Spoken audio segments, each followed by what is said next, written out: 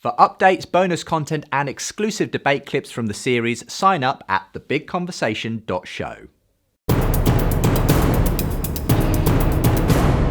I would never have been persuaded by a sermon or by Christian doctrine, as if I was ever going to read it, even by the Narnia books.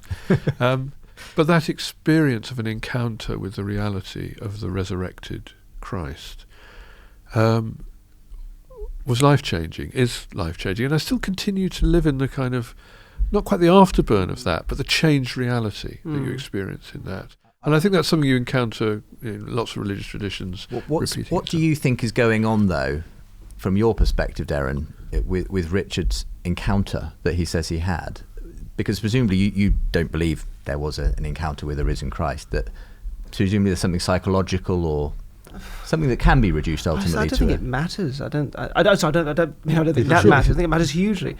I don't think. I think what matters is that it happened. I think various people might go, I think it was predominantly this experience or this or that, or it had its roots in this psychological thing or whatever. I don't think that's interesting. I think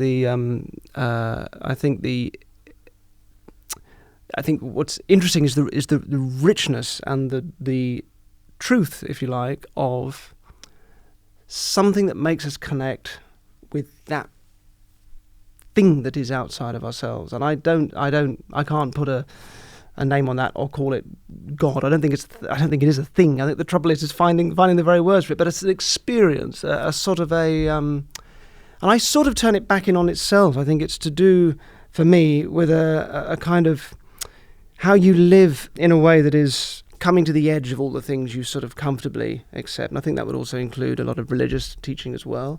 Coming to the edge of those things, and in that kind of where yin meets yang kind of is where the sort of dialogue with yourself, and where the sort of individual meets the sort of the infinite is where meaning happens. I resist the idea of sort of giving it a name. I think it is a psychological experience, but I think it's the most important and valuable one that we have. You sound fascinatingly, though, not very like an atheist at this point, because you're talking about something that is beyond yourself, that is, in a sense, the most important thing that there is. Well, beyond myself, but also entirely myself and ultimately myself. Because you're not sensing that with means beyond your cognition, are you, or your unconscious? It's not...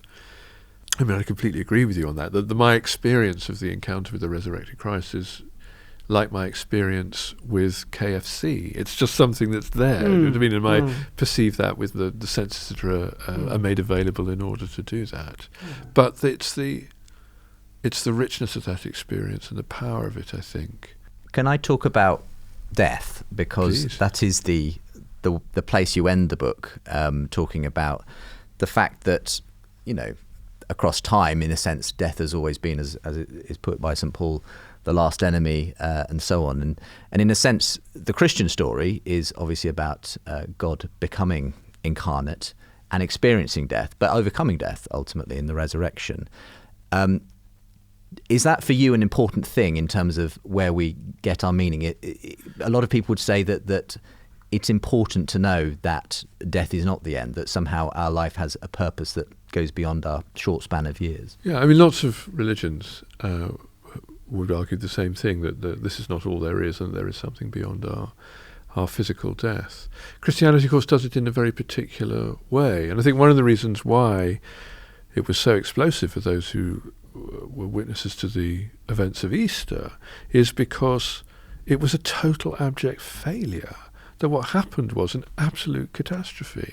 Everything went hideously wrong, and the person upon whom all they'd laid their expectation, however we understand that to be, ended up getting crucified and dying, and it was spectacularly game over, and everyone kind of scatters and runs off into the unknowability of history. And then all of a sudden, a dead man is alive again. That's the kind of irreducible, I would say, fact at the heart of Christianity. Unlikely, but then of course it would be, wouldn't it? And I think in a post-Enlightenment world, when our sort of way in which we consider to be reliable authoritative evidence is about a method which deduces patterns and from that begins to make judgments about what's reliable, what happens. We're talking about a singularity. And if Christianity is right, and that God did become human, well, he had to become a human in a place, in a time. So this unlikely, completely insignificant, dusty corner of the Roman Empire, it could have been everywhere, but it wasn't. It was there. And so the unlikelihood is absolutely built into that. So the fact that it is extremely unlikely, the fact that it does not accord with the kind of instruments that we'd bring to making judgments about the veracity of something now, is for me actually, again, part of its persuasiveness rather than its unpersuasiveness.